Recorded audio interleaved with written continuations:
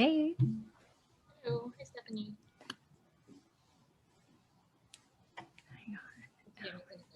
Hi everyone, thank you for joining our EndeavHER session today. I'm Fira, the Head of Marketing and Communications at EndeavHER Malaysia. Our event today is hosted by the APAC offices of EndeavHER, EndeavHER Malaysia, EndeavHER Indonesia, Philippines, Vietnam, and Japan.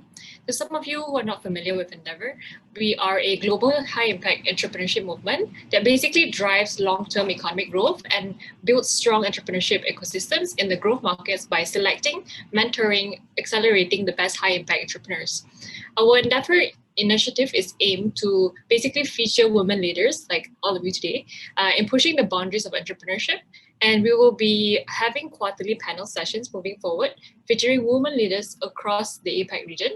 So for today's event, it will be a 90-minute session, and we will have a 25 minutes Q&A session at the end. But feel free to always use the chat box to kind of ask all your questions during the sessions itself. And without further ado, I would like to invite our moderator, Lan Anh, Managing Director of EndeavHER Vietnam, and our panel of speakers, Helianti Hilman, a social entrepreneur from Indonesia, who founded Kampung Kearifan Indonesia, known as Javara, Stephanie C., a tech leader from the Philippines, who founded a data science company, Thinking Machines, and Van Vu, co-founder and CEO of Silicon Valley-based ELSA Corp, which is the world's best and smartest English pronunciation app. So Lan Anh, hope you all enjoy the session. You can take it away. Hi everyone.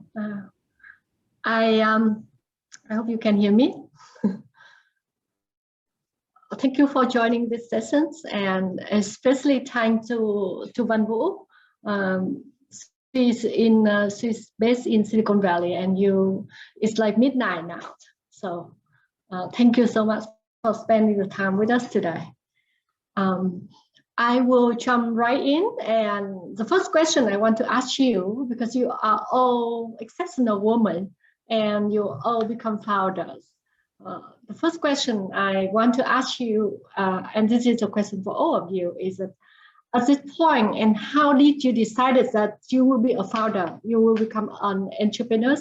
Is this something that comes very easily, or is there something that drives you to do what you do? Because it's a very brave thing to decide to become a founder. Can I invite Stephanie to talk first? Sure. Hi, good afternoon, everybody. First one up. I founded my data science company 5 years ago now. And in terms of why I decided to start it, so it's really, so the funny answer is that I saw some guys doing it and I thought, oh my God, those guys are not that good. I could do whatever they're doing. Like I can certainly do, I couldn't do worse, right? But the situation was I came back to the Philippines after having worked and studied for a few years in the US. And I had these specific skills in the data science industry. And I was actually thinking about working for a company first. But when I was talking to the kinds of organizations here in the Philippines and where they were in their data science journey, everybody was really early, and everybody and I had like very strong specific ideas about how to build a really good data science organization. And I thought to myself, you know, I'm willing to bet on myself. I think I can do a better job than the people I'm talking to. And I think the only way for me to truly find out if I can do better or not is to just go in and give myself 2 years to get started and see how far I get. And then, you know, after 2 years, take a look and see, honestly, like reality check. Is it happening? Is the company growing? Are we able to build the kind of machine learning tools and build the kind of organization I'm envisioning? Are we able to go along the path? And so thankfully we were. So that's why 5 years later, I'm still here running my company. But I think from my perspective, right, it came from having like a very strong, maybe the vision is the word, and very strong concept that I really believed in. I was willing to take like 2 years of my own life to try building, and whether or not it worked, I thought that I would get something out of it. Yeah, it's a very rational, but also very brave decision, Stephanie. Van, that you want to share how you decided to become an entrepreneur, because you started out working for a corporate, right? Yeah, no, thank you so much for having me here tonight. It's such a great honor. To Lan Anh's question, why did I decide to become an entrepreneur? I think, well, similar to Stephanie, I started the company about 5 years ago on this startup journey. And I moved here to the US from Vietnam about 11, 12 years ago. I did my MBA here. And then after that, just like a lot of us, I went out and worked for management consulting for a few years. But in that journey, realizing that, hey, you're going to work so hard, you're going to work so long hours, but you didn't feel the impact of what you do, that make it very fulfilling, that justifies all of the hours and the time that you work on. So I decided that I'm going to leave the corporate world, but I didn't know what I want to do next yet. And, having been in the Bay Area for a while, you caught that vibe, or that we call it that virus of like everybody want to work on something smaller to make bigger impact. But very honestly, I didn't say that I have to be a founder. I was leaving my corporate job as a consultant, and then I decided to probably looking into a very small stage company, like a few people, where I play a much bigger role and then have much bigger impact. But in that journey, what I realized is that I want to work in education. But for me, growing up in Vietnam, I didn't understand the education system in the US that well. And a lot of the startups in the US, for sure, they handle and they tackle the challenges of the education system in the US, which, none of the education system in the world is perfect. But coming from Vietnam, growing up, I was always dreaming about how I can get education in the US. So I thought it was already quite perfect in my very naive mind back then. And so asking me to fix something that I already thought it was quite good, I actually wanted to bring some of that in Vietnam, just didn't make sense to me. I wasn't passionate enough about it. So that's when I decided not to take any offer that I had in the smaller startup, and then started thinking about what is that I really care about. And some of the educational challenges that I care about, they didn't have a solution yet. And one of that is the language learning that I grew up and I had that same pain point. So I think, looking around at the life, at a point in life that you feel a little secure, to be very honest, right? You think that you can, if you start a company, like Stephanie say, there's no real downside. If you don't succeed for that startup, there's a lot of learning behind it. I talked to a lot of my classmates at Stanford who started the company, failed multiple times, and nobody ever regretted doing that. So that gave you a lot of confidence that, hey, it's a journey that you just have to start, and regardless of what happened, it's going to be worthwhile. So that gave you a lot of confidence, that removed a lot of the fear that you had and everything, and then decided that, hey, I want to pursue this passion of mine, and the only way for me to do it is start my own company so that I can build a solution that address the challenges that I care about. And that's when I decided to become a founder. Wonderful. Helianti. Heli. Yes. You can call me Heli. Okay, Heli. Yeah. Well, I did not start it as a business though, actually. I used to be a lawyer before. And my interaction with the indigenous farmers is because I was giving pro bono legal advices for the farmers that were criminalized by seeds company or export company. But because I love to travel, I love to cook, I love to eat. Basically, I'm a complete foodie. So when I came and visited these farms, I was so amazed by the diversity of the food heritage, the heirloom or the forgotten crops that they continue to grow. And somehow through this interaction, they give a trust to me, and their mandate that was given by these old indigenous farmers, which basically, there are hundreds of thousands of them, is how to pass on this forgotten food biodiversity to the next generation. So that was as simple as that. So we started the journey as a foundation, as an NGO. So it was nothing to do with the business. It was more like, okay, how to educate people to understand and revive back this forgotten food. But then we soon realized that the best way to keep alive this heritage food biodiversity is by reintroducing it to the market. So we started, even when we were in as an NGO or foundation, we started to introducing this to the market. And then my mother was commenting, she said like, there is no way you can bring these products to the market and scale if you are in the format of NGO or foundation. You have completely to change your format, just becoming a commercial company. And that's the only way you gain the trust from the supermarket chain, from from the buyers, from the customers, because otherwise it's just another initiative that is probably like project driven, but not a sustainable solution. So after 2 years operating as a foundation, we changed the format, become a company, and that's how we grow right now from simply 10 farmers in the beginning with only 8 products. Now we have about 700 products, over 50,000 farmers, and we have exported to 28 countries. Wonderful, Heli. So I'm going to ask you, every one of you, all these questions that other founders would want to learn from you. Everything from like product market fit to fundraising and mindset, and how you access to mentorships. I guess any entrepreneur when started a business have to think about market fit, the product market fit, right? So what are the important things to keep in mind when getting to product market fit? Anyone can jump in. It's something like, try to make it short, but something you think that what you say would be helpful to other entrepreneurs. Yeah, I guess I can start because I have less of a more of a we provide like a solution and less of a product. So my company, I basically started it because our mission is to we want to help organizations make better decisions using the data that they have, and really the core origin story is.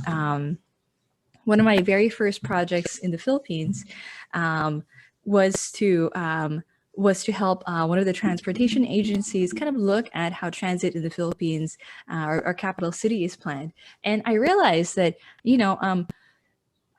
these decisions that impact millions and millions and millions of people are, in the end of the day, made by maybe 10 people, right? A couple of analysts gathering data here and making recommendations, a committee here of transit experts, and another committee, the decision-making committee of the Department of Transportation, wherever.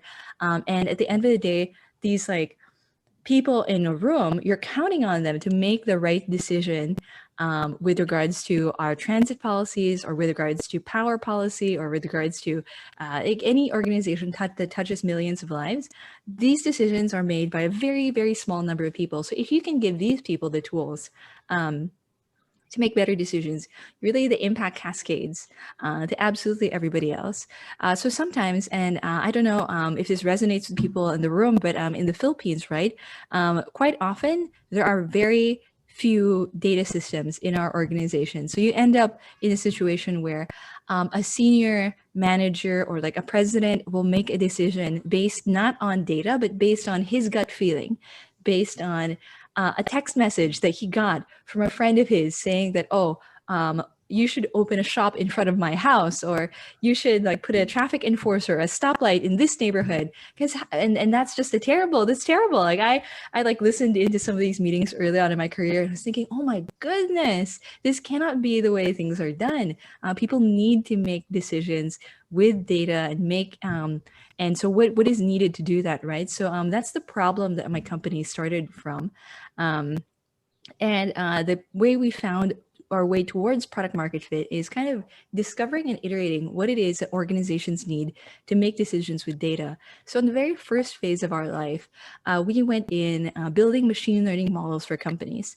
And so a typical engagement for us would look like, we'd come into a company that said they want to innovate, they want to use AI, they want to use machine learning. So we go in there and say, okay, what do you have? Right? And it turns out that a lot of companies don't have high quality data sets. So in the US, when you work for American companies that are further along their transformation journey, they have good digital systems. They track every transaction in a database. If they are running a report, they're running a report against a structured data set that already exists. Not true not true in the Philippines setting. Often we're being asked to do advanced analytics and machine learning on very wobbly data sets that are just Excel spreadsheets that are usually incomplete because 100 branch offices send in 100 reports a day, and one person receives these 100 spreadsheets and merges them. But some days someone submits late, some days somebody misencodes, like uses the wrong column, so it's actually not a great data set. So in our second iteration, we came in and we said, okay, for this company to make a good decision with data, we first came in with, can we do machine learning? Then we realized, can we help you with your data engineering and building your data platform piece? And then, as we get in deeper with our customers and trying to understand what does an organization need to make good decisions with data, we then understand that there's one more layer, which is how can you get these insights to the right people at the right time so they can take action, because analysis without action is, you're just in school. Like, it doesn't do anything to change outcomes for anybody. So that's when we were like, oh, okay, so we need to now expand our skill sets, expand our understanding, and start building really good internal facing dashboards for the business users to make decisions off of, or really good API endpoints and digital experiences that use machine learning that face the consumers. And so kind of discovering how it is we're able to solve the problem and expanding our ability to offer a solution in a very pointed way to our core market. That's the sort of evolution that I think of when I think of chasing after product market fit. And maybe the last thing to share is that product market fit is not static. You don't find it once and then stop there. You have to continually evolve your product as the market evolves around you, as your customers change, as trends come, as COVID has changed the way people interact. You need to keep rethinking, who am I trying to help? Who am I trying to serve? And how can I continuously change what I do to make their experiences better? So that's how I think about this problem. Yeah, so from what you share, apparently it's journey. It's not like you can find it right away. What was our experience, Vũ? Sorry, I couldn't trigger definitely more. I don't think there's a one moment that you realize that you got your product market fit and that's done deal. I think company constantly evolve, right? For us, again, as I said, we were trying to do to help language learners in improving their speaking skill, because there's thousands of language learning solutions out there that people had been spending years and years learning English. The pain point that I personally had is that people could be very good at writing and reading, but they're very afraid of speaking, because when they speak English, other people won't understand them. Now, there's multiple ways of addressing that. So as a founder, I did multiple steps along different stages of the company. Before I even decided to start the company, there's a huge market search, right? Like, depends on how much capacity you have, how much you understand the space already. You got to understand whether that problem is truly existing out there, or is that really only happening to you and you thought that the entire world is having that problem. Because if the problem is there but it's not big enough, there's not going to be a large enough market for you to address, to build a business around it. And again, you could choose to build a very small business, but for any startup founders, you're probably realizing that it's going to be the next 7-10 years of your life, right? So you got to choose a problem that's big enough. So the very first step for me to even decide to build a product is to figure it out. Is there a large enough market needs out there? And there's no solution that can address it so that we can build something. And then as we started to figure out, okay, there's a need, there's nobody addressing it, we might have a solution. What I then did, the next step is, again, before even in the process of building the product, usually the product takes a long time for you to build. It's not happening overnight, right?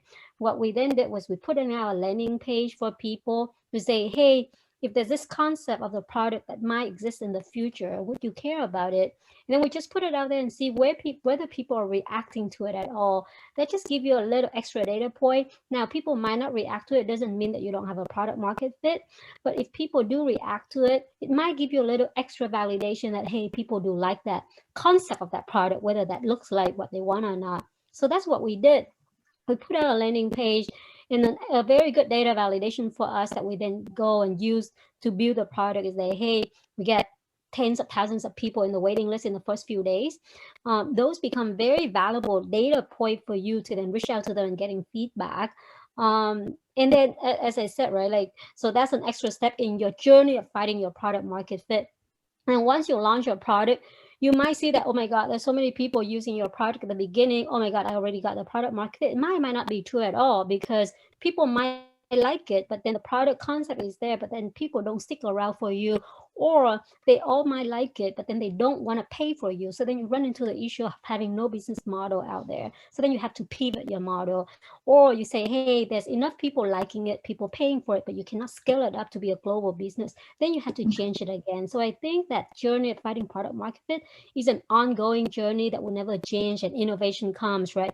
What you had 5 years ago as a product market fit, market changes so much that 5 years later, if you don't change, you're going to become obsolete, and somebody else going to come and kill your product. So I think we're still in the stage of constantly validating, are we still having the right product market fit that we think we had a year ago, or do we have to change to fit for the market at this stage? Right. And Haley, I think in case of the business, it's probably more with the business model, right? Like you started first as an NGO, and you realize that you have to make it a business. Yeah, so, but again, because our line of business is different from Stephanie or Fanfu, which is they're more like tech-based, ours are food. So basically, it's very more straightforward when it comes to food, and it's more, I mean, like something that we created now probably still be around for another 100 years to 100 years, as a lot of people still, you know, likes the product. But again, the market product fits is very important, because a lot of the forgotten crops or forgotten food that we reintroduce, unless we make it relevant to the market, there is no way we can penetrate the market. We cannot introduce it because it was like romantic, or, you know, it's just, you know, out of what we want. But we have to make it, we have to adopt and use product innovation, food technology, to make sure that our products really fits with the market and the consumers. And it means it has to have a good taste. Because otherwise people will not respond to the product. And it has to have a very strong, unique selling proposition. In our case, we are focusing more on organic, healthy products that are relevant with the global diet challenges. So, so basically, you know, for us, it's a combination between good food, good health, and good deed, because our business is also about giving social and ecological impact. Right. And, you know, along the way, when you was fighting the product market fit, I guess to realize that you have a scalable business, like Van say, you have to make sure that you have a market big enough for the products. Was it difficult? And like, how long did it take for you to get to the point and you say, yeah, I have a scalable business with my business model? Probably I guess, yeah. I'll start with that. For us, when we talk scaling, probably it's different with tech companies, because for us, scaling, it means we have to scale the production itself. We have to scale the whole supply chain from the farm to the processing, to the distribution and retailing. So it really requires a lot of physical operation related with the scaling up of the business.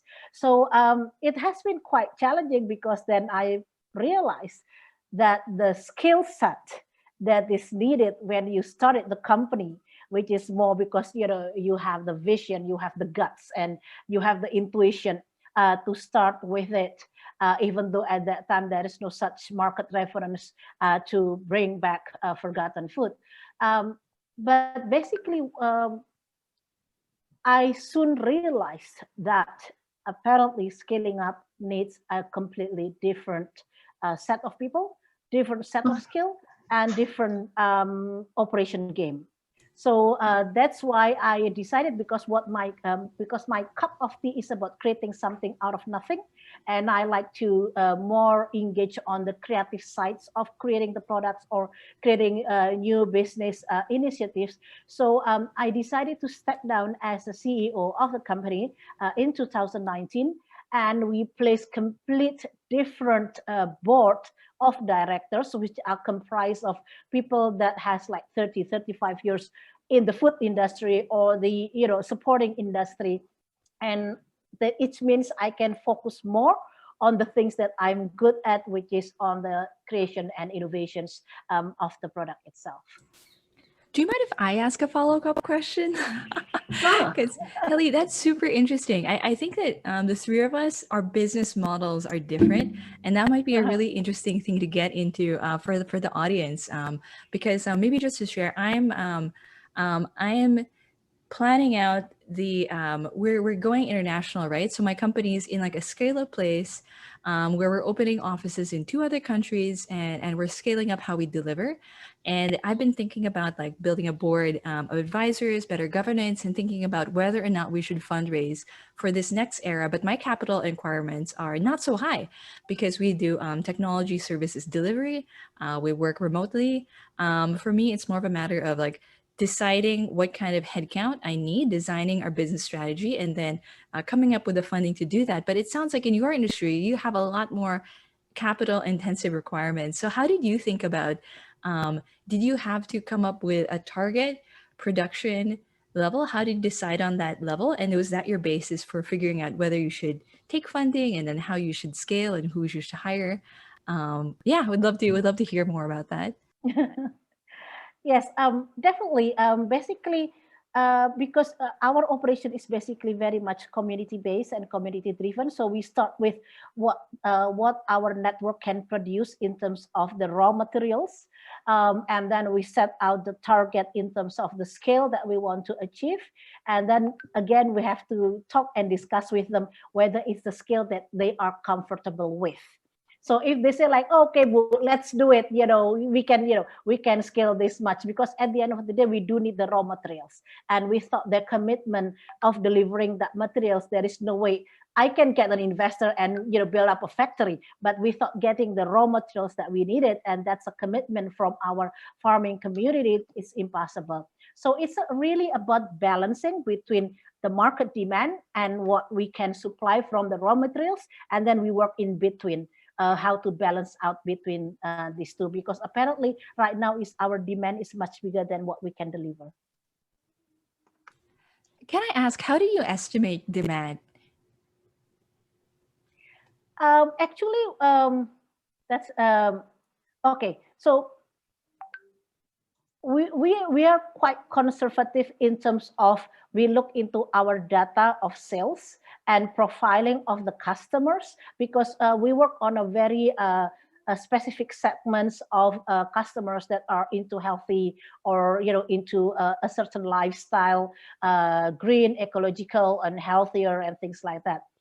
So basically, first we definitely use the data information that we get from the supermarket chain, because basically they're giving us the information like, Bu Heli, we see quite a growth. We are expecting like say 20% growth or 30% growth on this particular value product characteristic. So can you deliver? So that is the first input that we get, is basically through our demand. Because like, for example, we are exporting to a supermarket chain in Europe or in South Africa. Normally they're the one who's giving us, say like for 2022, can we go to this much? Can we go this? So that's our first starting point. But of course, we always try to convert more customers and get penetrate more market.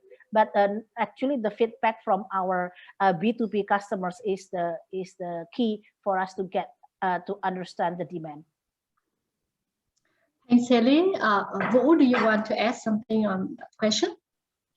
Yeah, on scalability, how do you know that you can scale or not? I think for our business in particular, right? Like, once you have your product market fit, once you get enough of a good product metrics that people like your product, they the product help with the stickiness and everything. I think the next validation for scale is, do you have a certain levers in your company that you can identify that when you scale up that resources, your business grow with that, right? Like, because for example, if you say that, hey, I can add more 20 engineers, and with that, my business is going to be growing like 5 times next year.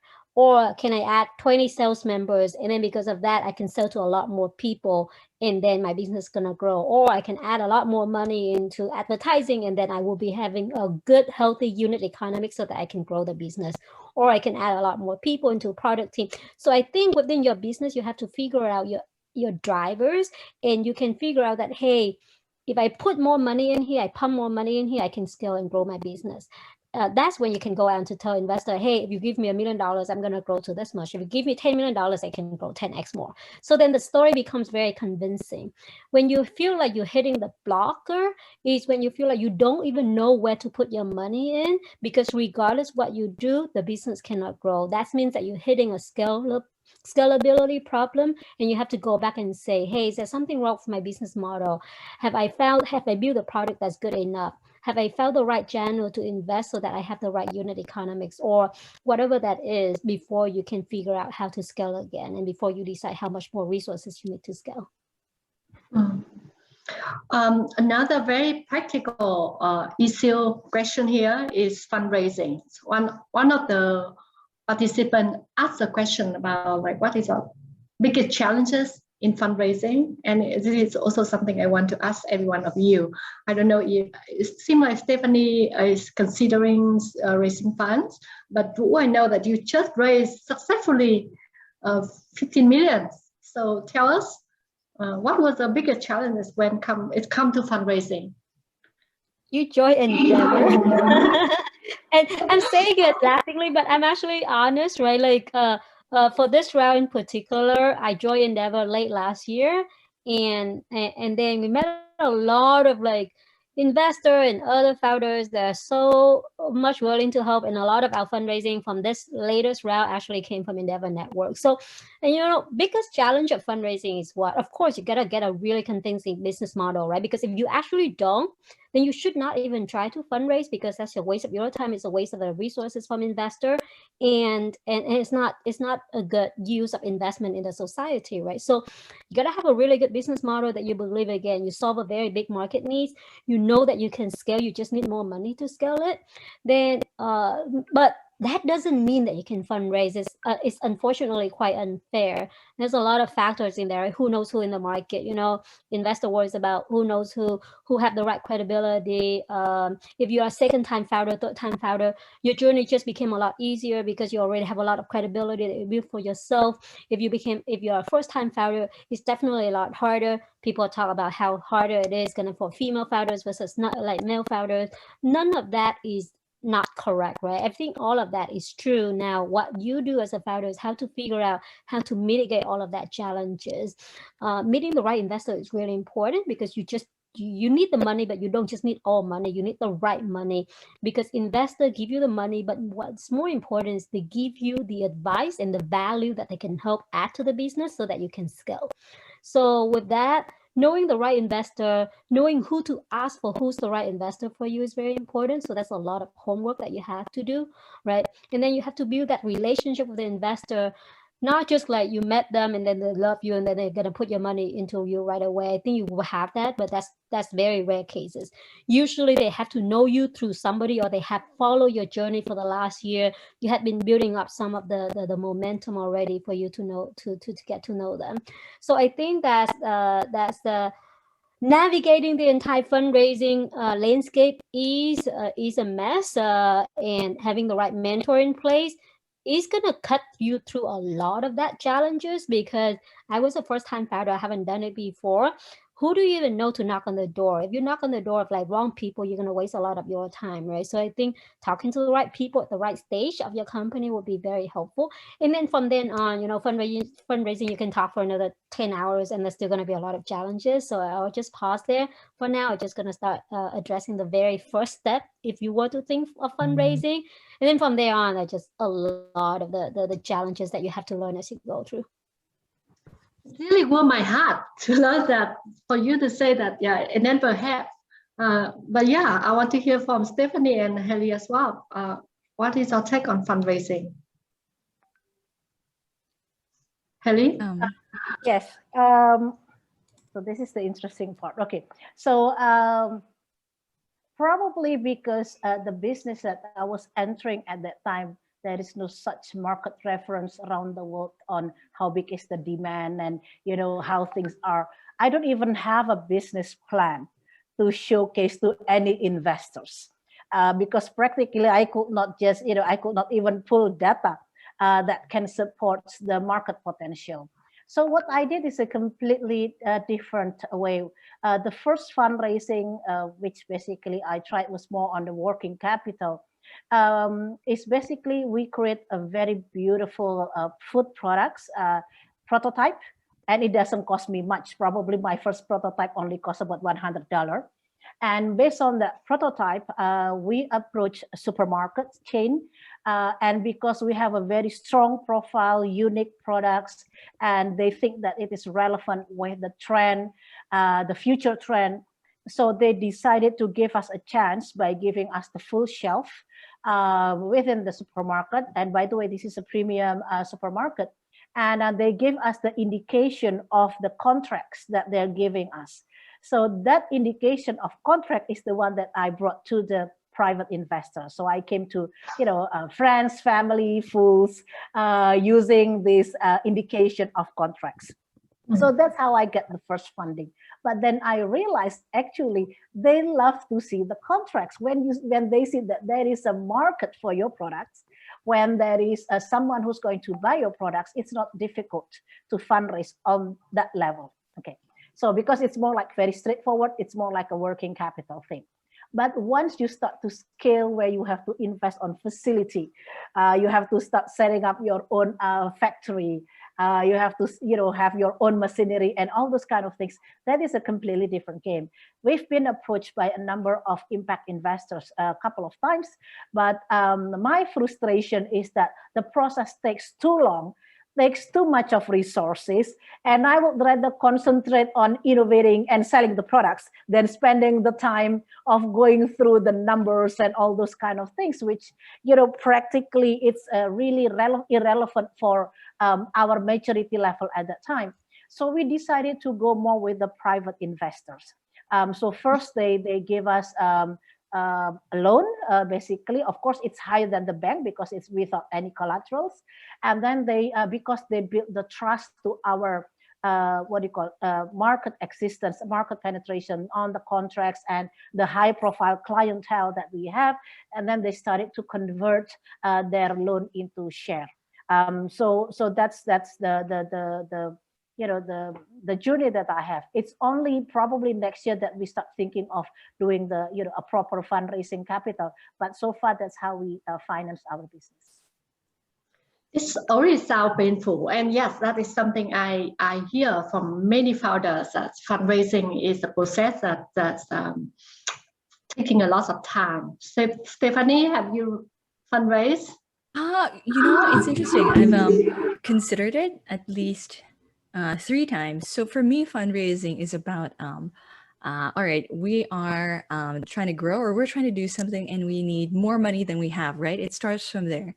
And then what I would kind of challenge people with is the idea that you must fundraise, because in these situations, you do need money, right? But there's many different ways. At Helianti Fund, we're like talking about the kind of different models for getting that money. One of them is raising money from investors. Another one is, getting a bank loan, for example. And the reason why a lot of tech founders don't get a bank loan is because no bank is banks are way too risk averse. They're way too risk averse for you. Or kind of the third way, which has been the way I've done it, which is customer money. So what I would challenge people with is when you're thinking about fundraising, really thinking about, because the best kind of money is customer money, in my opinion. If somebody pays you for what you're doing and they see value in it that way, that's like ultimate proof that you're doing something right. So what I've done is every time we've hit that moment as a company, I talk to investors, and it's a huge learning. It's actually a really interesting learning opportunity for me. I talk to investors and I get a sense of what are they looking for, what do they look at, and what questions do they ask from me about my company. And so that helps me understand where they're at. So they think about what is your monthly recurring revenue? What is your product strategy? What is your total addressable market? They kind of look future, to the future, right? Where could you go? The banks always look at the now. Where are you now? Where are your signed contracts now? What is your like predictable cash flow over the next like 48 months kind of thing, and they'll like lend you money based off of that. But the third I find really, really interesting because customers have deeply, deeply surprised me. The customers have really deeply surprised me. You always start thinking, right, that customers will only buy whatever you have there on the table. But I have found to my surprise that when I start having these conversations with my customers, they're really interested in my roadmap. They're really interested in where's your company going to go? What are you going to do? And they actually are able to point out to me, hey, our organization needs X, Y, and Z, and we currently pay like $100,000 per year for this. And then we're able to have like a really deep conversation about their pain points, my growth plan, kind of reorienting my roadmap more towards them. And in some cases, they'll do things like commit to a long-term contract or prepay me for something, or commit to paying to co-develop something with me where I don't have to give up equity. It's a win-win, right? I don't have to give up equity. I don't have to pay really high interest rates. Like instead, I get to work directly with somebody who, these are always existing customers, somebody who I trust, who trusts me, who when we both build this thing, we both benefit in the same way. So there's like huge amount of alignment there. So I really would suggest that. But maybe one other point that I'd like to bring up, right, is that when you're raising from investors, especially in the very, very early rounds, when you have not that much, you have just a prototype, you've just yourself, your prototype, maybe some very initial traction, proof matters, like validity, like proof points matter. And that's why, if you're talking to investors who can't empathize with you, who can't see themselves in you, it's harder for them to justify giving you higher valuations. Like it's people trying to give you money and people have their own biases. This is why I think that the investor community right now, as at least the tech one, is very heavily men driven. It's very heavily guys who very heavily invest in people who feel like them. And so I'm very enthusiastic about more recently seeing a lot more venture capitalists who have like a broader range of life experiences, who can empathize with many more different kinds of founders.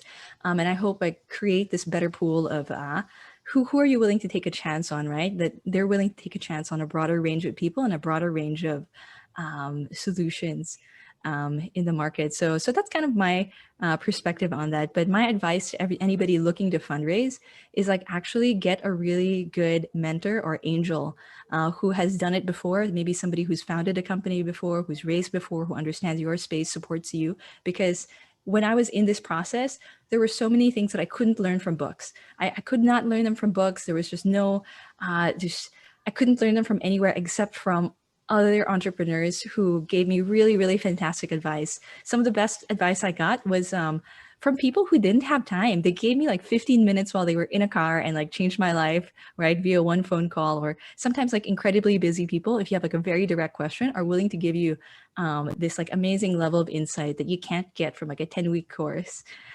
So there's that factor. Yeah.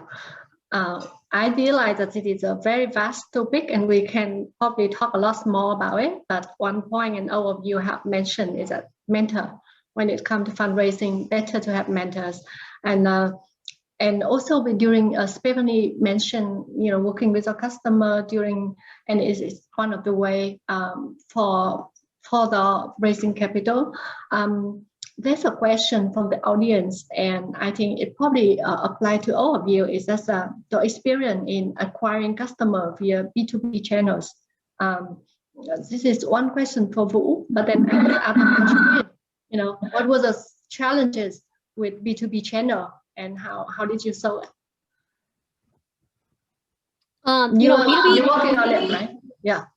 Yeah, B2B is a new opportunity for us we started out last year as a Kim Inbound, right? We have a B2C consumer product that's quite strong.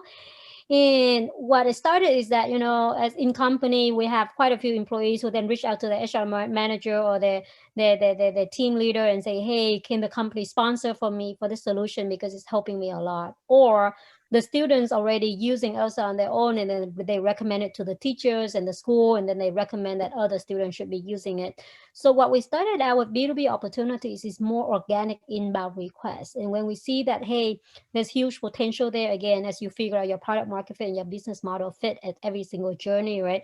At the beginning, you see like, hey, is that just one or two random example? Because if it's that, you cannot scale it up, right? You cannot go to 1 million companies like that. So you have to figure it out, doing pilot with some of these companies at the beginning, see what is the interest of the companies. We have a solution that addressing the need of a consumer, but is the company looking for the same as the consumer looking for? Can we fit that company needs, right? For company, they care about, are their employees engaging enough? Are they getting back their ROI? Because at the end of the day, it has to be ROI. ROI could be that employees can be more productive, they feel more engaged, or they invest in some of like what we call it future of workers, right? Like upskilling the employees for future potential. It has to be some of that benefits.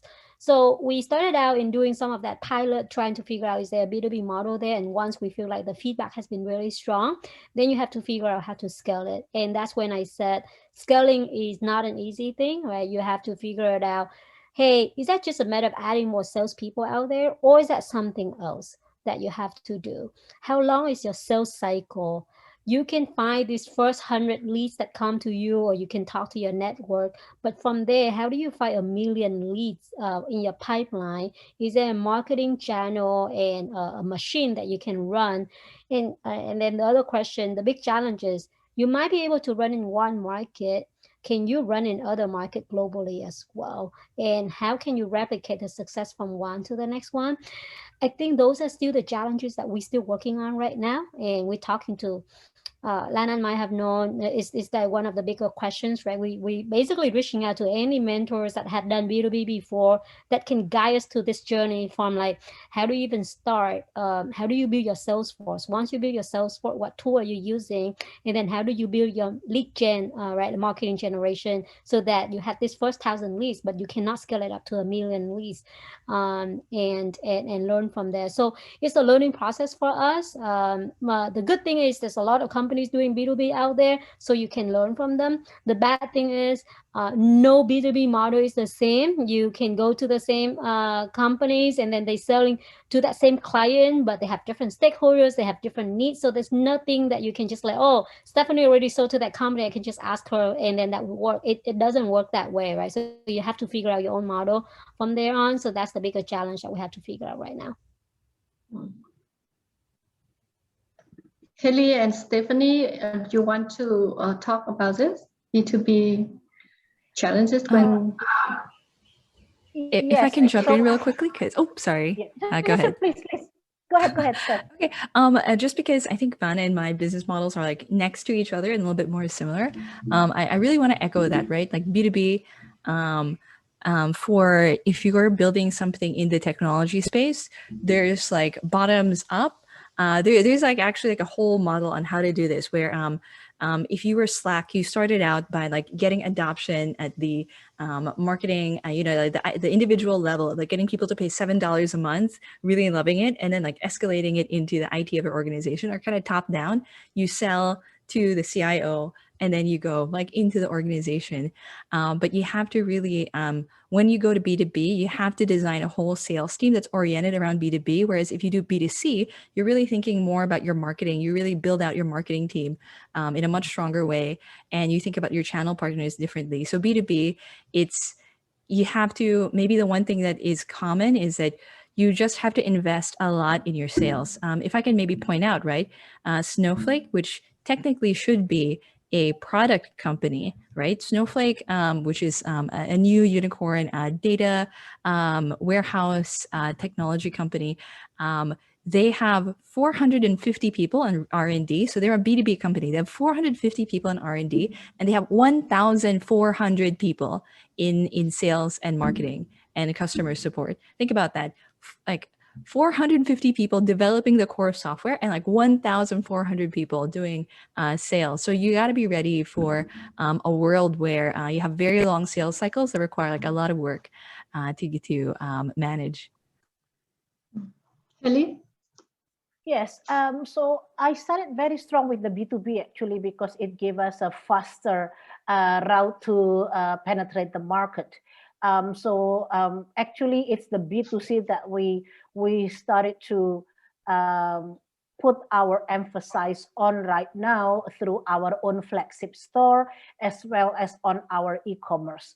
But basically, because learning from others who has been trying to bring these forgotten crops to the market, which they concentrate directly B2C, I think they grew too slow, and it's and they die even before they manage to achieve the scale where they can be self-sustainable. Like Steph said, that the best money actually comes from the customer.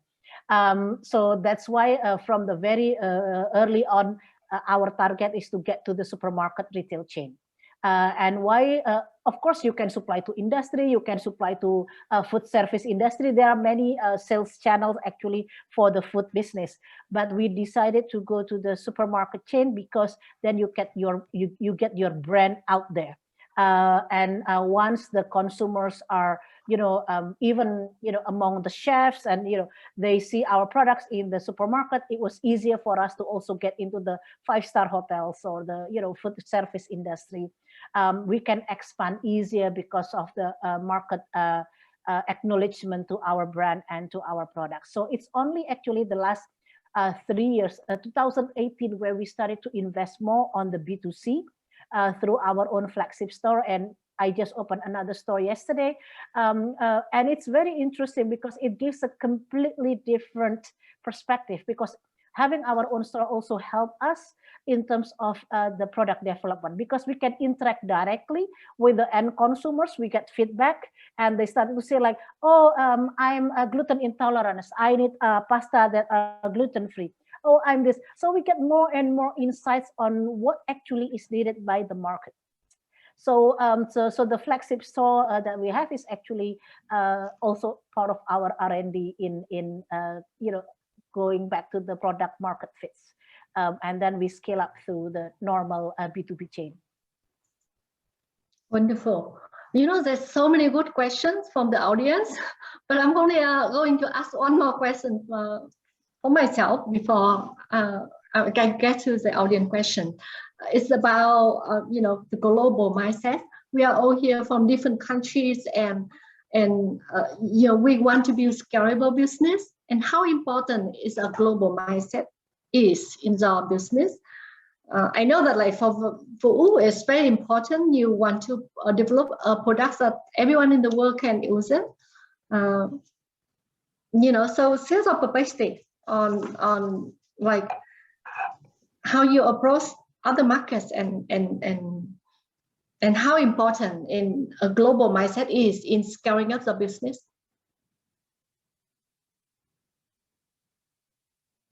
I think I can start with this one. When we started opening, like working on ELSA, for me, it's a global need for language learners around the world. And I want to build a solution that can help a global language learning community. But I started with Vietnam because, first of all, that's where I'm from, right? I understand the market really well. It's the people that near and dear to my heart. So I really want to help out people to improve their English. But since that we knew from the start that we want to build a global solution, I think it takes you as a founder have to decide where you want to go with that global dream, right? Like, do you want to do it very soon? Or you say, hey, my market is huge enough and winning that market is just enough for me. And if I have an opportunity to do it globally, then I'll figure out later. For us, it's the former. We want to go global very early on. So what it means is that you have to build your culture with that global mindset from the start, because otherwise it's a little harder to shift your entire company and say, okay, like now let's go global, let's figure it out, because that takes a little longer, right? It could mean that, hey, your team has to be having that global mindset, whether you have team from different places or your own team have to be thinking about global since the early days. How do you build your product so that, hey, once you take it out of Vietnam, you can just make a few changes that can apply to another market? Because if you have to build an entire new product for a new market, that will slow down your progress by a lot. You can't just build 10 products for 10 countries. Your technical staff from that, right? Like if you want to take it out of a country, where do you put your server? You can't just like add new server very quickly. So and then your investor base. If you want to go global early, you might think about how you diversify your investor base so that they can help you when you think about going global. So I think for us, every single element as we do, we always think about, hey, if it does well here, can we move it to another country very soon? Same for B2B, right? We piloted in Vietnam, but the moment we see the traction, we said, how do we bring that process to another country? Can we build a dashboard so that any country, any B2B solution in the world will need it? Can we build a payment system so it doesn't really limiting people from anywhere? So I think for us, that global mindset is integrated in everything that we do, because our business model inherently a global business model, so it's slightly different. Really? That's the interesting part, because when we started 2009, the first 2 years we focused only on domestic market, but decision of going to international market in 2011 was more like a survival mode rather than like a strategic decision. It's simply because the market in Indonesia at that time is not mature enough for organic and healthy products. And second is because at that time they don't have any appreciation to the local brand. So even if they wanted organic products, they wanted the imported ones, not the local one. Even though ours is already certified organic for US, Europe, and Japan, they still look for an imported brand. So that's why in 2011, we decided to go for international market. And I think we nail it, because not only that we have a good product fit offer, but it also comes with the story. It's traceable. So basically, it's really in line with the global trend in terms of how people are directing in terms of food and sustainability. So we grow from 2011, 20% of our portfolio export is only 20% in 2011. By 2014, it's 80%. And because of the export market, we can grow from 2011 to 2014, we can grow about 70 to 80% every year. So it's only then we become sort of like a media darling, because it's never heard of that a small company and having products from remote and rural Indonesia are able to penetrate the global market and even entering into the premium market. So we become a media darling, and that's when the domestic market started to respond. And also because of the growth of the millennials and Gen Z market, which they are more explorative, they're more looking, into the story, the narrative, and things like that. It's more appealing for them. So we now 70% of our market now is actually domestic instead of before. So it's very interesting to see the shifting of the market appreciation, simply because we go export first, and then we gain the reputation, and then we can, we have more trust level in our brand in building the domestic market. Very interesting approach.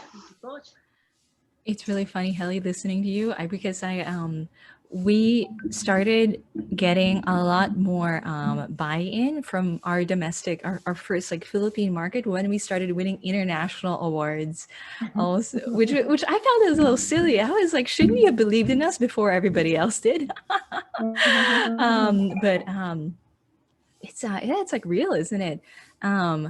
My take on this is that keep a global learnings, but handshake delivery, right? Learn from everybody, talk to everybody, because there's a lot of lessons that are, I really like talking to other entrepreneurs and hearing about their very specific stories, right? Because I can sort of see myself in them, I can resonate with them, or I can just learn something new from them. But when it comes to what I'm trying to build, I really want to have a very clear vision of who am I trying to solve the problem for, to the point where I could and deliver it to them in a way where I can shake their hand and know this is working or not working. Because sometimes when you define the problem in too generic a way, and you start from a global, you try to solve the problem from a global level, you cannot actually, it's not a good way to start. It's too diffuse. Everybody kind of likes your idea, but nobody really loves your idea. So, the idea is, if some solutions that work really well locally cannot scale up globally, But if your solution doesn't work for any local audience, any small market, it'll definitely never go global. Maybe it is the trick there. So in my industry, there's always this question of how can Southeast Asia be more like Silicon Valley? How can the Philippines be more like Silicon Valley? You know, how can we build a tech industry here? But I actually fundamentally disagree with that line of thinking. For me, it's about how can we build something uniquely Filipino, something uniquely Southeast Asian, and then how can we stand on that and then kind of grow our unique solutions and our unique industry from that, rather than trying to like transplant something that worked really well in a different setting and just plant it here and watch it die, right? So that's there's a difference between copying and learning, and I think that copying the global mindset is not correct, but learning from other people's experiences is always the way to go. Right. I'm going to get to some of the questions from the audience. The one question about co-founder, which I find interesting, actually two. First is how do you persuade people, co-founder, key management to join the business when you first started? Because you first started. And the second question is, what would you do when the co-founder agree on the scaling up vision or any choice of investor type, like basically how you share the value with the co-founder? So I don't know if everyone here have co-founder, but it can apply to the key management too. I think Vũ was able to persuade the CTO, the key tech person to join you, and it's a very important. Yeah, so for me, I need a co-founder because I'm not a technical person, but we want to build this AI voice recognition technology, which is a very specialized niche technology. So I did look for a co-founder.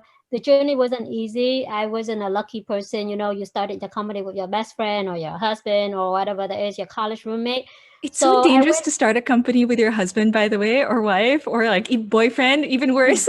It's so dangerous. There's the good and the bad in everything, You just have to do it to know what's good for you and what's not. I specifically didn't want to start with my husband or my boyfriend back then, even though he had the same background, because I think that's enough for us to talk about in life already. If we talk about work, then it's just it's a good.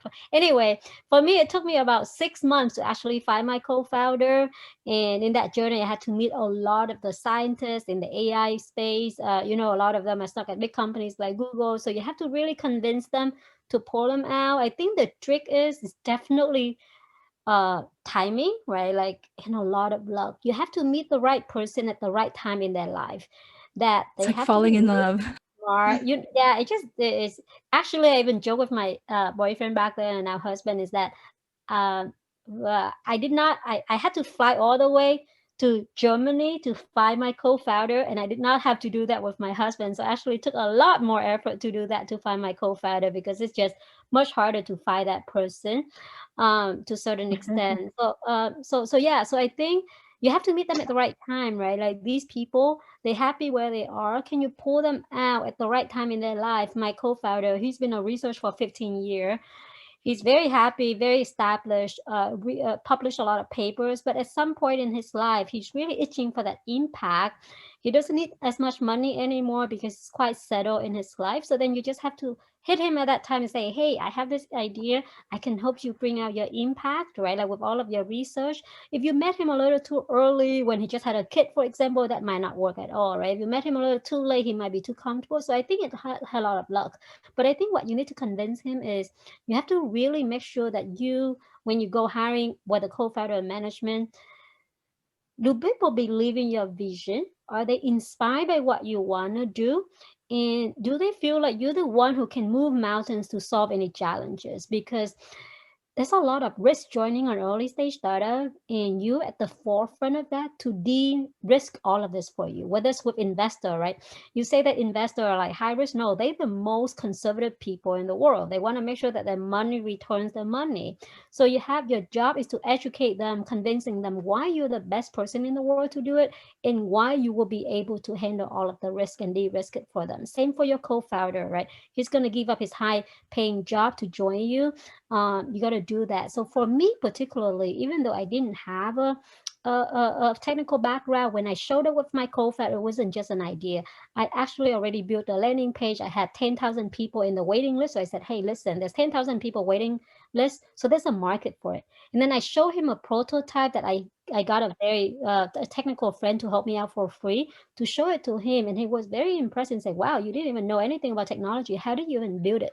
To show it to him that I'm very serious about it. I'm not just joking. I'm not just asking around. So then when he saw that, and then the other third element for me to convince him, I actually had an advisor who's turned out to be a legacy in the voice recognition. And a lot of the people who work in the voice recognition space, they dream of working with this advisor, or even able to talk to that advisor. So when he said that, oh wow, that guy agreed to be your advisor, there gotta be something very special about you, and that's actually nothing. I was just very desperate, so I needed a mentor and an advisor to help me out. So I think you have to line up whatever the factors that you think are important to convince that person, right? With a technical person, talent follow talent. So if you show it to them that, hey, you can convince other talented people to work for you, they will follow you. And then you have to make sure that it's very little risk for them, because technical people are very risky. And then you just have to make sure that, hey, there's a big impact in here, because these are the people that don't need money. These are the people that's itching for impact. So figure out the person that you want to bring on, what is very important for them, and see, do you have what it takes to offer it to them? And that's how we convince our founder to join. That's the best practice for being a non-technical founder, by the way. That's the best way to do it. Like, people ask all the time, because I'm a technical founder.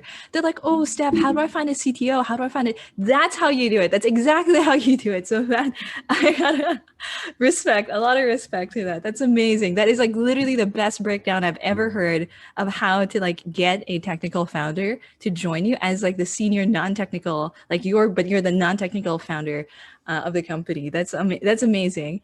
Sorry, I just had to like say that, because I used to be on these mailing lists where, you know, the GSB at Stanford, you'd have people like email this mailing list of computer science students searching for technical founders, and like 95% of those pitches were terrible. They were garbage. They were like, yeah, so they were always like, I have this brilliant idea, but you have to sign an NDA first, and I have nothing, but I'll give you like 30% maybe. So this is super, super, super, super stellar. Congratulations on landing that guy. That was. Thank you. Yeah. No, definitely, you know, a lot of luck came, but of course you created your own luck, and so you got to do your homework as well, right? But yeah, I think timing, the right timing is important. Stephanie, do you have a co-founder? No. So I actually, interestingly, I broke up with my co-founder to start Thinking Machines. So maybe I can tell the story from a different angle, right? Like, so before I started Thinking Machines, I had founded a different company with a good friend of mine, where we were building mobile, like data-driven applications, data-driven mobile applications, more of as a consulting business. And about 6 months to a year in, I really was like, oh no, I really want to focus on building data and building. And I think somebody else did ask this question also about what happens when your visions diverge, right? What happens when your visions change? So we shared this idea of how can we build really excellent remote delivery teams that can deliver from anywhere in the world. And we hired a bunch of people in the Philippines, in Kiev. So crazy story about that, by the way. This is when Russia was bombing Ukraine, it was bombing Kiev. And we hired a lot of people in Kiev because Samsung had pulled out of their Kiev offices because there were rockets like being pointed at the city. And we were swooping in and offering to pay hard American dollars to people whose currency was like rapidly devaluing. And sometimes we would be on calls with our team in Kiev, and like they'd say, oh, hang on, I hear rockets. Like, can you give me like 10 minutes? And they'd come back. Wow. That was crazy. My co-founder, like I had to like almost like physically hold him back from like flying there to work with our team in person. I told him, if you die out there, your mother will like kill me. So let's not do that. But our visions ended up diverging after about a year of working together. I wanted to focus very narrowly on like, hey, I think this specific data space for organizations is where I want to focus my time and attention and energy. And he really was talking about and thinking about how can we build, he was really focused on the interactive layer of what we do. How can we make much better mobile app experiences and build like a way for people to do that? So we spent almost a month talking to each other every single day, trying to bring the other person over to our point of view. So very, very long conversations and very long, very open talks. And basically it felt like getting a divorce, right? Because this is somebody who I talked to like more than any other person. In the 1 year we worked together, we would like get up and my first message of the day would be like from him and to him.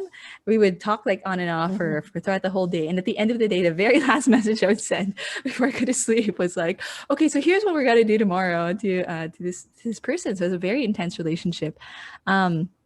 So after a month of very much in person, continuing to work, but like really trying to convince each other and presenting our best arguments for why we should totally switch focus to data science and data platforms, or why we should totally switch our focus to building like great consumer mobile experiences, we ended up at this place where we looked at each other and said, wow, you want to do such an interesting, exciting thing, and you're the right person to do it, but I'm not the right person to do it with you. And whew, that was intense. Just getting to that decision, getting to the place where both of us acknowledged like each other's dreams, like understood it, and understood that we were also not the person to help in this next stage, was huge. And then we worked on dissolving the company. But one smart thing we did was when we started the company, we had actually done almost like a prenup, right? We had, when we in the very earliest days, when we were both super excited about this company that we were 50-50 in, we said, okay, let's write down a list of all the worst case scenarios and how we'd like to conduct ourselves in the worst case scenario. So literally there was a scenario there in which if I die, what should happen? What do I want to happen to my shares of the business, like my part of the business? What needs to happen? And one of the scenarios was like, okay, if we don't agree on the company's direction, what do we do? And so he bought out some of my shares, and because we had agreed on the formula like way back, it was very easy. It was not like contentious at all to say like, okay, let's like abide by our agreement. We asked all the people who worked for us to decide whether they wanted to go with his org or my org. And we worked on like a timeline to like detach. Because I think that if your visions do not align, it doesn't matter how much money you throw on the table. It doesn't matter how much funding you're seeing or how much traction. If you cannot agree fundamentally on the vision with where this company is going, your culture will erode, because you have two different founders who have two very different visions, and everything we say and everything we do kind of pulls down into the rest of the org. So you'll have an organization that's like this. You can't. If your vision is different, the way you pitch is different, the way you sell the company to potential people coming on board, like I like really think you can't. I really think the best thing you can do at that time is to figure out a way to have the other person, whoever's vision is like maybe less compelling, or whoever is like it just depends on who is a better fit for the business at that point, or whose vision is most compelling to your stakeholders, whether your stakeholders are your customers, your board of directors, your team, all of the above. That person, one vision, you must have one vision for one company. You cannot have two. So on that very strong opinion, I'm going to end. That's a very interesting idea about like something like a prenup with a co-founder in advance. So whatever conflict happen, you can agree with each other on the solution easily. I like to ask you the questions about, it's something very important that which we actually mentioned before, and at EndeavHER we are very much focused on is mentorship. So the question is that we all agree that mentorship is important, and along the way when you do the business, when do you seek mentorship, and how do you continue to seek mentorship? Anyone can jump in. Well, for someone who does not have experience at all in business, in food industry, in agriculture, basically mentoring is a must for me. So basically, I came a long way because I used to be a lawyer before. It was more on intellectual property rights, and then I did some consulting work. So basically, this is a completely different world for me, and especially more probably the creative side or the the innovation part is easier because I love to cook, so it's easier for me when it comes to creating products, for example, or because I like designing, so I know how to design a beautiful packaging. That one is not difficult, but in terms of running it as a business, it's a completely different game.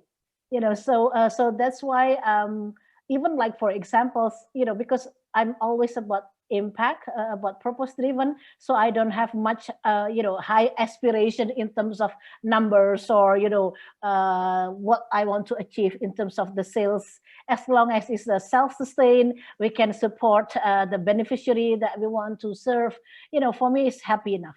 But that's not the reality of the business. Either you grow or you just go home. So basically there is no room for laid back in any businesses. So that's why mentorship is important, and I'm very grateful actually when I joined EndeavHER, and I think I failed on the first attempt in the national selection, simply because the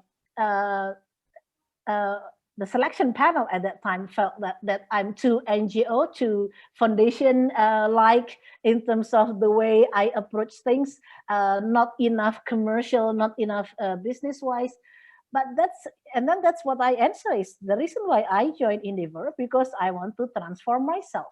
I want to, I need to revisit the way I do things, and I need mentors to do that. So like, for example, when even setting the pricing, or the profitability, I felt like, I'm happy with this. But then one of the mentors said like, no, Heli, at least you get 40% or you will go bankrupt.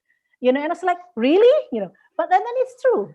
So it needs someone who really been there and, knows about it. And as you said, probably it's just like a 15-minute call, or, just a very quick, opening, insightful opening, even if it's like 5-minute talks or 10-minute talks. Basically, it can change a lot of things. Heli, can I ask, how did you get them to pay attention to you? Because these people are usually pretty busy. These people are pretty senior. How do you get them to even notice your? Actually, it's very easy for me. I always send our beautiful and tasty products. As easy as that. And they're like, oh, wow, this is really good. And then they started to ask questions. And then that's how we interact. So for me, it's easier because, it's something that, people can relate because they can eat it, they can consume it, and they can enjoy it. And I just wrote that, this is more like there's much more story to tell behind the product. All right. Vũ, anything on mentorship? Oh, I'm a huge believer in mentorship. I think not just since I started my company, I had been having mentors for as long as I can remember, going all the way back.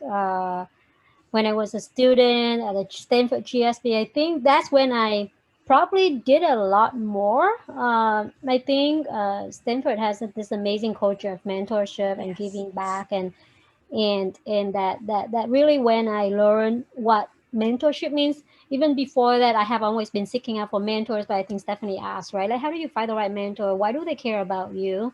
But I think Stanford gave me a different perspective of what mentorship is. And since then, I have always been looking out for the right mentors for me. I think, choosing the right mentor is not easy, but it takes two sides, right?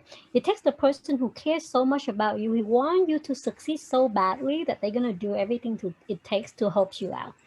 And you have to find that mentors who believe in you, because otherwise you're going to waste their time. They're very busy. You're going to waste your time as well, and nothing's going to get out of it. Right. And then how do you find those people? First of all, you got to know what you're looking for. You got to be very honest and authentic and genuine.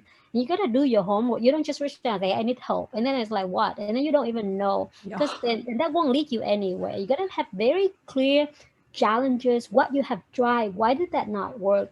What helps do you need? And why would that person be the right person because you have followed their journey, you have seen them doing it before. So there's a lot of work on your side to figure out who's the right mentor. For me, there's two types of mentors. There's a mentor that I call it life mentor. It doesn't really matter what expertise he has. It's just my life mentor. I could be breaking up. I would just like, hey, I'm very down. I could be choosing a different career choices. I could be like, hey, I have 3 different offers. What do you think? So it's just a person that just thinking out loud with me, right? And that is very crucial because, you know, not all of the decisions that you can make on your own. And then I have what I call it more expert mentor. It depends on what I need, especially as I start my company, right? Like I have mentor in this area of the business, I have mentor on this other area of the business. Whatever it is that you don't know, I try to seek out for mentors. And I think it's a two-way process. The mentors don't want you to give it back to them. They want you to give it back to other people. That's how they keep that mentorship works, right? So I think figure out who you need, figure it out of all of the people you talk to. Do you feel like that person genuinely care about you? Don't just ask them to be a mentor because they are a big name and then you think that they're smart and then you're afraid that you're going to hurt them or offend them if you don't invite them to be your mentor. It's a dating process. You have to walk out of it and I don't think that person can be my mentor. You're going to walk away and you say, hey, thank you for your time, right? And then for people, it's like, oh my God, I really love that conversation. I definitely want to figure it out. I know you're very busy. How much can I get from you? So do that process, figure out who's going to be your right mentor. And then in that process, figure out what mentorship you need and be very specific. Do your homework before you got into your mentorship meeting. Sometimes just like, I don't have any specific question. I just have some problem that I want to share. And that's it. Mentor is the person who listens to you. They don't have to always give you advice, right? And then sometimes I have very specific advice. I need this. Here's what I tried. Here's what I couldn't figure it out. Here's what I need your help with. So I think that's, but again, for me, I've been telling everybody, find mentors if you can. Now, people are very busy. Be mindful of them. Be respectful of their time. Try to figure out what you need from them. But the more mentors you have, I think the less lonely the journey is going to become. Sure. You have Stephanie, to you want to ask something? Yeah. Oh no, actually, just to like echo, kind of like to build on those answers, you really have to bring something to the table, right? And maybe that's homework. Maybe that's you having done your market research. Maybe it's a prototype. Maybe it's like your product. But it's the worst thing is to like send a generic message on LinkedIn saying, "Please be my mentor." Like, what is that? What are they supposed to do with that? Yeah, I've actually gotten messages like that, and I'm like, I can't help you. Like, I don't understand what to do with this note. But if I can, maybe taking the perspective of somebody who is like looking for mentorship in that space, right? Like, it's totally worthwhile thinking about: do you want like a life mentor or an expert mentor, and what do you have to bring to the table? If you're like really early on in your journey and you don't have like a particular concept, but you're just interested in a space and really respect somebody, ask if you can work for them. Maybe rather than asking them to be your mentor directly, just see like if there's room for you as in a junior role in their organization where you can like really absorb and learn about the space that they're in, is one way to do it. If you have a specific concept, like I have been, I've actually never started out with people as life mentors. It's really with life mentors, I've met them mostly through just like being in the industry and like talking at listening to people at getting to know people who were both working on the same data science for social impact initiative, maybe, and we get to know each other in that setting, and then we develop that connection. And I never have explicitly said, "Will you be my mentor?" It's just like happened very naturally. And sometimes the expert mentors. So I've reached out cold to expert mentors where I say, "Hi, this is who I am. This is like a very specific question I have for you. You know, if you have 15 minutes, would appreciate like a phone call or just an answer there." And then I give them an update, like whatever it is they give me back. I make sure to try to like very politely give them an update, and then hopefully like maybe sometimes a relationship grows there, sometimes not. But I noticed that successful people do want other people to succeed because they have gotten chances and been mentored by other people before, and so they're very open to sharing their knowledge and insight and helping somebody to grow and move. The last thought I'd like to leave people with is I've encountered these like paid mentorship or like paid coaching things that are very sketchy. So if somebody comes to you and says, you know, if you pay me like $5,000 a month, I'll help you turn into like a $10 million business. I have, and they like sell you this like really big story about how they've like mentored other super successful people before, but you haven't heard of them and they don't have like, it's not clear, are they really connected to Nike? Like there's a lot of that going around too. So in my experience, mentors don't really, they don't typically ask to be paid, though when you work with them very closely for a while, it is, I think, fair and good to like offer them like some stock in your company if they're working with you in a more formal way, or yeah, just I don't know, like Helianti Hilman, like if you've encountered that kind of personality before in the space. For me, there are two types, right? There's advisor and there's mentors. Mentors, I don't compensate anything. Mentor, you got to do your job as a mentor because you got to give it back to me because somebody else has mentored you before. So somewhere it's your obligation because I will do the same for all of the other people. And then there's the advisor who I specifically say, hey, I need your help for my business. And here's the equity. I usually would never pay anybody money because the people that you need help from are most likely much more successful than you. They probably, the last thing they need in life is money, right? Like they need other things in life to fulfill their impact.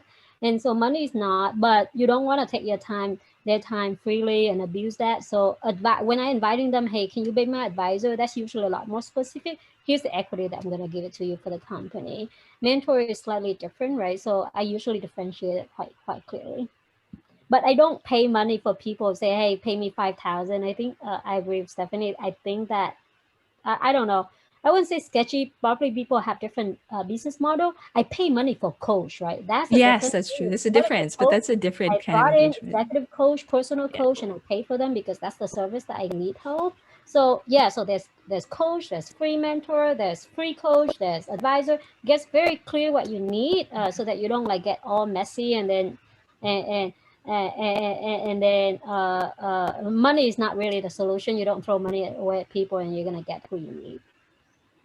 All right, we only have a few minutes left, so I'm gonna ask like a closing question, and this is from the audience.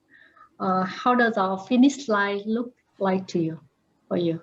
And each of you have only 1 minute to answer it.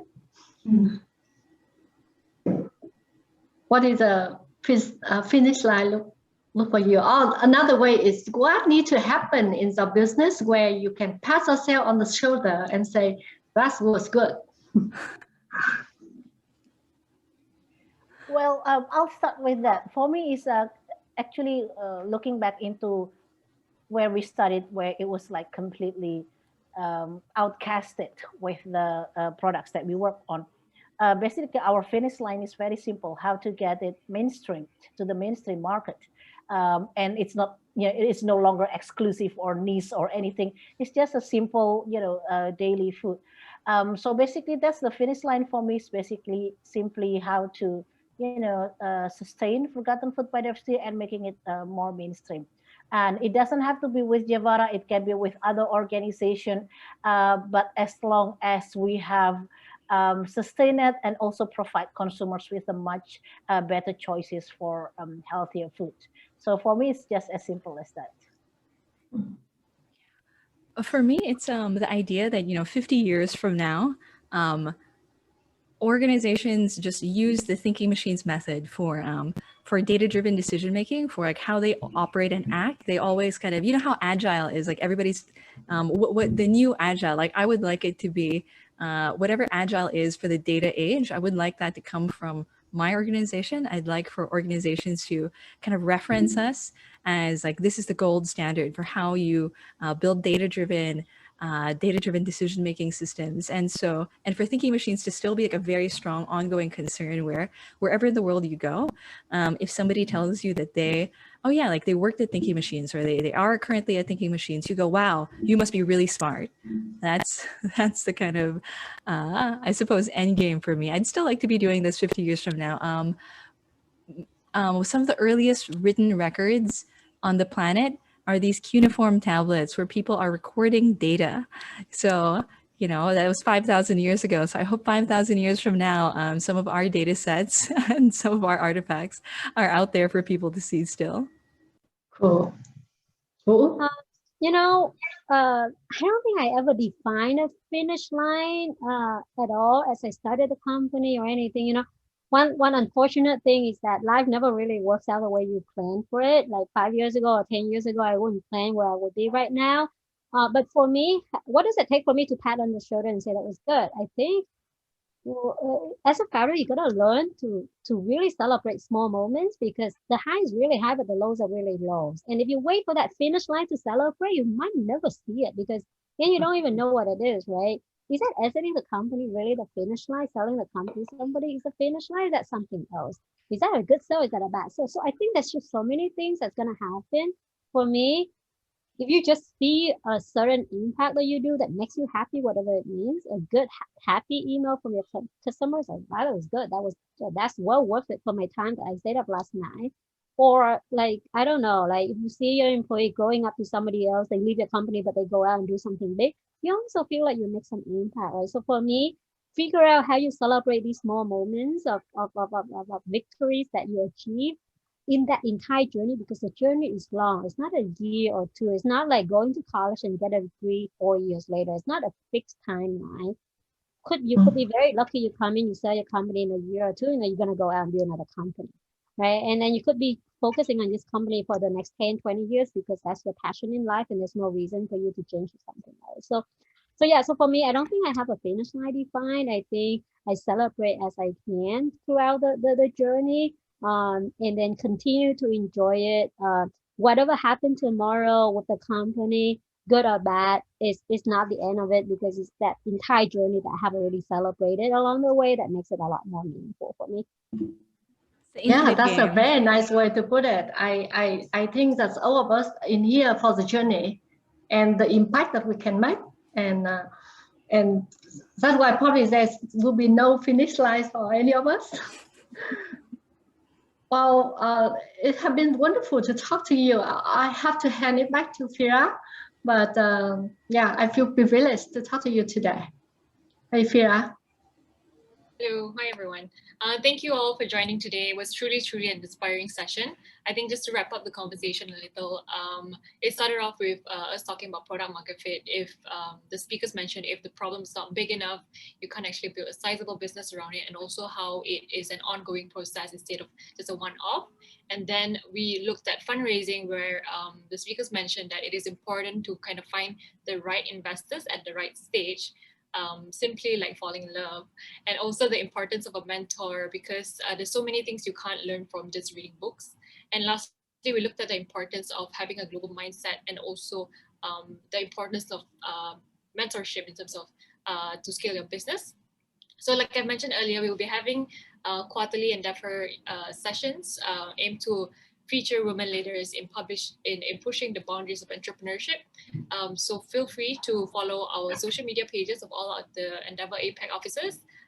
Thank you, and have a nice day. Thank you all speakers. Yeah, my apologize to anyone who we couldn't address all the questions, and thank you to all the speakers. Hope to talk to you again soon. And good night, Vũ. It's very late for you to go to bed. Lan, before we go, take a picture. Everybody can look at the camera and just smile. 1, 2.